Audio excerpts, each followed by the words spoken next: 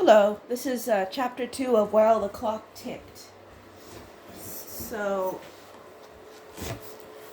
um, While the Clock Ticked was written by Franklin W. Dixon, and it's book 11 of the Hardy Boys. Okay, so chapter 2, Puzzling Clues. A black limousine? One nearly killed us half an hour ago, Mike, Frank exclaimed, as they walked on to the high, rambling gray stone house. Joe gave a description of the tough-looking driver. Mike DeSalvo nodded thoughtfully. Sounds like one of the gang, he agreed. They've been stealing goods from the ships and warehouses for months. We suspected they'd been using that black car, but today was the first time I had a chance at them.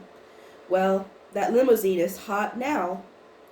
The officer straddled his motorcycle, which stood before the entrance of the old mansion. There was a deafening roar as he started the motor. "Thanks for the tip, boys," Mike shouted. "By the way, what are you doing out here?" "Hike," shouted Frank in reply. "Case?" the policeman guessed, grinning.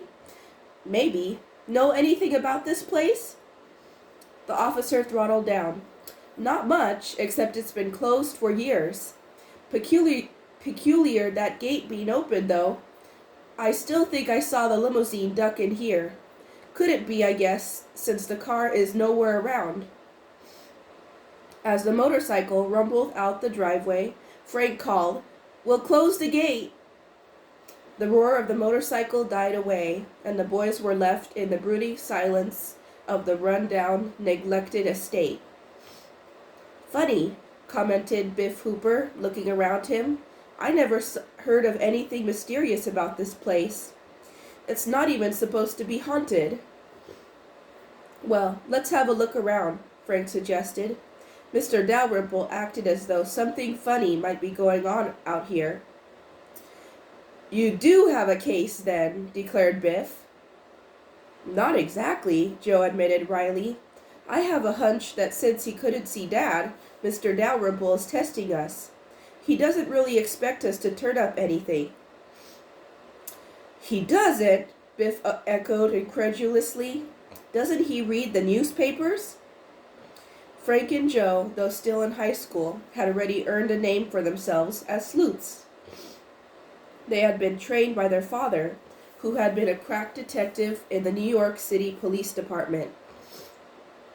After retiring to go into private practice in the city of Bayport, Fenton Hardy had enhanced his reputation by handling difficult and dangerous cases for the government, large corporations, and private individuals. From him, Frank and Joe had learned the need for careful observation and the importance of laboratory work. In fact, they already had a small but well-equipped lab of their own in the loft above the Hardy garage. The Tower treasure, the first mystery the brothers had solved on their own, was one that had puzzled all Bayport and baffled the police. As Fenton Hardy became busier, he allowed his sons to help on his cases, but they worked best on their own, following their own clues and meeting dangers resourcefully.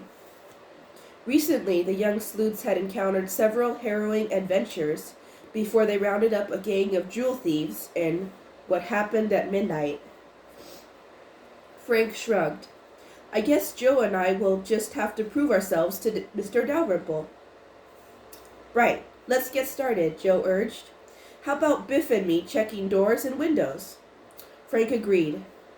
"Meantime, Chet and I will look over the grounds." The boys separated. Frank and Chet, examining the earth carefully, moved around the big house until they came to the back. "Whoops!" Frank exclaimed suddenly, bending down. "What? I don't see anything," Chet said. "Just matted grass." Frank pushed aside the limp blades and pointed out the distinct impression of a footprint in the earth. "Somebody came through here last night," he said. "The grass was flattened and broken when it was dewy." "Pal, you sure have X-ray eyes," Chet marveled. By tracking carefully, Frank followed the prints down the yard and into a belt of thick woods where a path, apparently a well-used trail, led to Willow River. Whoever was here probably came to do some fishing, Chet remarked. Could be, Frank murmured. To himself he added, or the person might have been after something besides fish. Presently the four boys met once more. Find anything? Frank asked his brother. All the doors and windows seem to be locked, he replied, but there are scratches around the front door lock. Somebody must have tried to open it in the darkness. Briefly, Frank described his own findings. Doesn't add up to much, he admitted. Not enough to impress Mr. Dalrymple. Well, thank goodness, declared Chet. That's one mystery we're rid of. Now, let's do what we started out to do. Chet means let's eat, Biff grinned. But Joe stood silent, looking up at the rambling stone house. It's such a big old place, he mused. For all we know, somebody could be inside it right now, watching every move we make. Yes, Frank agreed. I wouldn't write off the footprints and key scratches. Take them together with Mr. Dalrymple's queer hint. I'll bet they do mean something. Chet cast an uneasy glance at the blank, dark windows above his head. Let's go. Are we hiking or aren't we? So good for your appetite, Biff teased. Okay. I just don't like the idea of something peeking at me out of windows, the stout boy blurted. Frank grinned. All right, we'll get away from the spooks. With his knapsack jingling up and down, Chet eagerly turned and marched down the driveway to the road. Laughing, the other three boys followed. Secretly, the Hardys felt a strong urge to investigate further and hoped they would have the chance to do so. As they left the driveway, Frank closed the heavy wooden gate behind them, but there was no way for him to lock it since he did not have the key. Soon the four friends again reached the sunshine of Willow River Road and resumed their hike. I don't understand why a sensible banker like Mr. Dalrymple would be interested in a run-down place like that, said Joe. Forget it, Chet begged. Think about something pleasant. Forget mysteries. Concentrate on important things, Biff needled him. Eating and sleeping, for instance. Yes, eating and sleeping, Chet defended himself. Who can live without food? Luscious, delectable food. And sleep. Soothing sleep. We grow when we sleep. You grow much more, and you'll be a giant beach ball, Biff grinned. But Chet was now scanning the countryside. The boys had left the estates behind. A heavily wooded hill rose up on the right. A field of fresh-cut, dried hay fell away on the left. At the bottom of the field, a huge oak tree spread its shading limbs invitingly. Now there's a place for both, Chet said. First our lunch, then refreshing sleep before our walk home. Frank, Joe, and Biff looked at one another, eyes twinkling. There remained a full hour until lunchtime.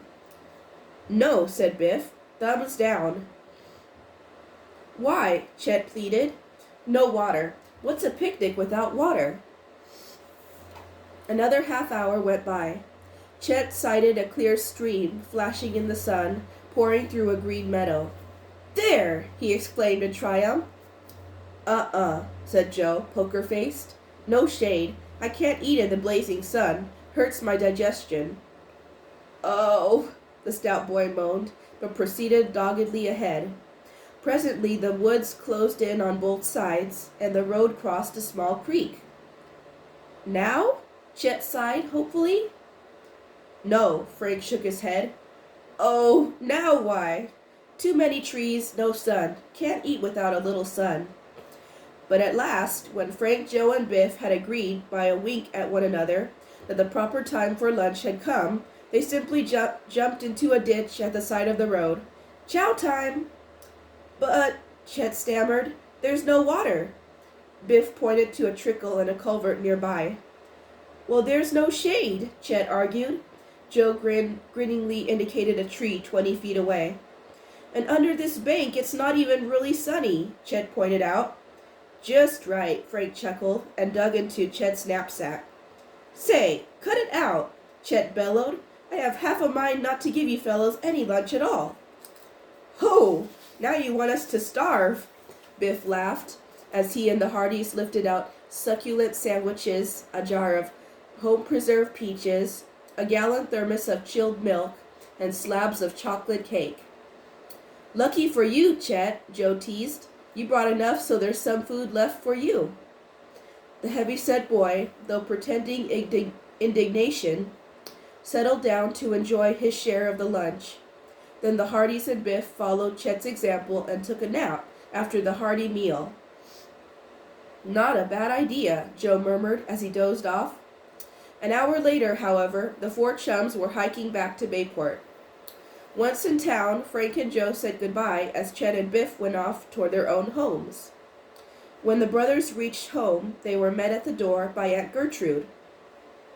About time, she greeted them impatiently. Get in here, quick! Bewildered, the boys followed her into the living room. To their astonishment, Mr. Raymond Dalrymple was pacing back and forth in front of the fireplace. The tall man wheeled as they entered. You boys still want to handle my case for me? He demanded gruffly. Well, it's yours. End of chapter 2.